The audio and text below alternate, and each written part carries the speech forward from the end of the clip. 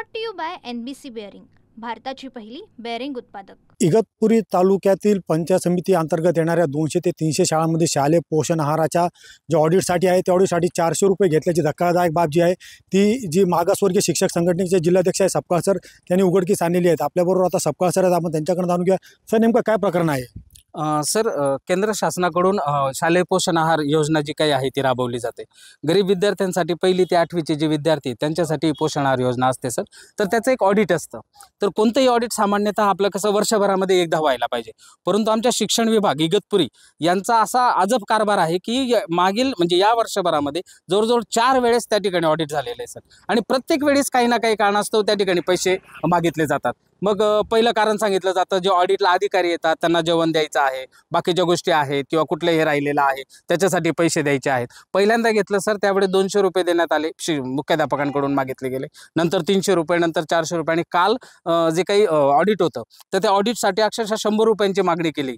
मग मी त्या ठिकाणी अधीक्षक जे काही आहेत इगतपुरी पंचायत समितीचे शालेय पोषण आहार अधीक्षक सुरेश सोनवणे या साहेबांना विचारलं तर ते म्हणतात की नाही, जेवणाला द्यावे लागतात, जे कर्मचारी इकडनं बाहेरून येतात त्यांना आपल्याकडनं जेवण द्यावं लागतं। परंतु मग 300 शाळा आहेत, 100 रुपये प्रमाणे जर 30,000 रुपये तुम्हाला जेवणाला लागत असतील तर हे काय आहे? म्हणजे हा मोठा भ्रष्टाचार इगतपुरी शिक्षण विभागात पोषण आहार अंतर्गत या ठिकाणी होत आहे, असं मला या ठिकाणी सांगायचं आहे। तर सर, तुम्ही जेव्हा हा प्रकार उघडकीस आणला, जे पंचायत समितीचे अधिकारी त्यांनी आपल्याशी संपर्क साधला का नाही साधला? त्याचवेळी मी त्यांना संपर्क साधला सर। तर त्याचवेळी ते मला समक्ष बोलत होते की बुवा असं नाही आता नाही आम्ही काही घेणार वगैरे, असं ते एक वेगळा चेहरा करून त्या ठिकाणी बोलत होते। त्या संदर्भाचा व्हिडिओही माझ्याकडे आहे, मी तो तुम्हाला सेंड करतो। त्याच्यानंतर कोणत्याही प्रकारे कोणत्याही अधिकाऱ्यांनी मला संपर्क केला नाही की सर आपल्याला हे अशा पद्धतीने असं होतं किंवा काय, कोणत्याही प्रकारचा यांचा मला संपर्क साधला गेला नाही। अशा एकूण किती शाळा आहेत सर आपल्या तालुक्यामध्ये? तशा 1ली ते 8वीचे जर आपण म्हणत गेलं तर अनुदानित आणि जे काही सरकारी शाळा यांना ही योजना लागू असते।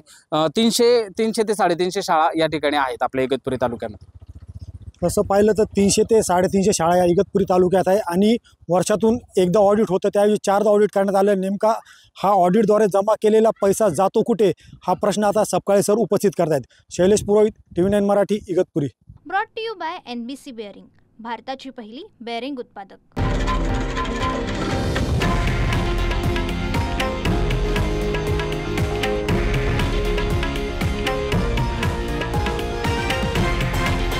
हे आहे देशातील नंबर 1 न्यूज नेटवर्क आणि आपण पाहत आहात TV9 मराठी, एकमेव।